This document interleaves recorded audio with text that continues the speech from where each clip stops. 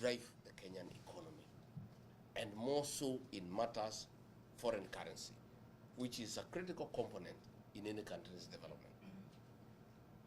For those of us who rear dairy cows, and some of you do, maybe here, maybe back at home, the dairy cow needs to produce milk every day, and more milk and more milk. For that to happen, you must take care of it. You must make sure that the cow is happy. You feed it with hay, you feed it with lucerne, you stay and make sure that the cow is happy. Back at home now, we are even giving them mattresses so that they sleep on it so that they don't feel cold. People have even gone a step further. They are playing country music for cows, Don Williams and Ken Rogers, for them to produce milk. The diaspora brigade is our Kenyan dairy cow. You must take care of the dairy cow for it to continue giving you milk. If you don't, it will not give you milk. So we are saying we need a very honest to form government, which we are going to form. I'll explain you why. I want to start this conversation early, so that by the time we form government in 2 years' time, we already have a framework for that engagement. First and foremost, we must have a discussion with you people on how we allow you to repatriate your profits back home, because most of the money is being stolen by Ruto and his team. Most money is being mismanaged.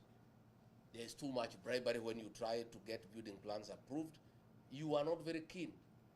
We want to say, how do we get this money from across the world to come back and build our economy? First and foremost, we must discuss the issue of double taxation. How do you ask people who are paid taxes in the United States to bring money home, then you tax it again? It can't work. Nobody will bring the money, they'll keep it here. So that is something we are going to have a conversation where we agree that it is not fair, it is not right to have double taxation. That once you have paid taxes in your country where you do business, that money when you send it home should not be taxed again. And that will encourage you people to invest back home. Again, we want to discuss with you on the possibilities of establishing a diaspora bond where money can be put together for investment, and we can discuss an interest rate that is attractive, probably much higher than what is available in your country where you are doing business. That is a conversation that we want to have with the diaspora people. When you look at things like the affordable housing that William Ruto is trying to do in Kenya, it is not the business of government to build houses anywhere in the world. The business of government is to provide roads, water, electricity, sewage, telephone, and a good environment in terms of security, and a good environment for people to invest. This affordable housing is something you guys can do with the right framework, with provision of infrastructure, a good title deed that is respected, roads, sewage, electricity. You guys can invest back home to build houses for selling, to build houses for rental. Again, that is a conversation we can have with the diaspora people. So I've come here to tell you, good people, that we have got a good plan. I've heard William Ruto saying that we have no plan. Our plan is only one term and Ruto must go. It is true, that is our plan for now, because it is not possible to do anything else unless he's out of office. So in business, you must have priorities. There are certain things you must do for you to go to the next stage. For us to end corruption, for us to improve our healthcare, for us to rectify our education system, for us to create the right business environment, we must exit William Ruto. So that is why we have that one-term movement. Once we are sure that he is out, then we have other programs on how we restore our economy. How do we restore our economy? How do we restore public confidence among investors? How do we attract direct foreign investment in Kenya? And why should we go to look for foreigners to invest back home when Kenyans living abroad have sufficient resources? They would like to invest back home. It is only that the packages that are there are not attractive and the environment is not conducive.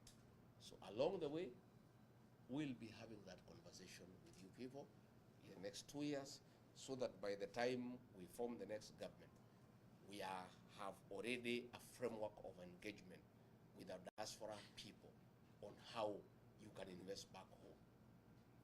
Today, you guys know about our economy and the way it has declined. It is on a nosedive. I heard Ruto saying that figures don't lie.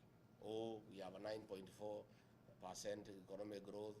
Oh, since I came, inflation has come down, I don't know, from 8% to 3%. Those are all figures.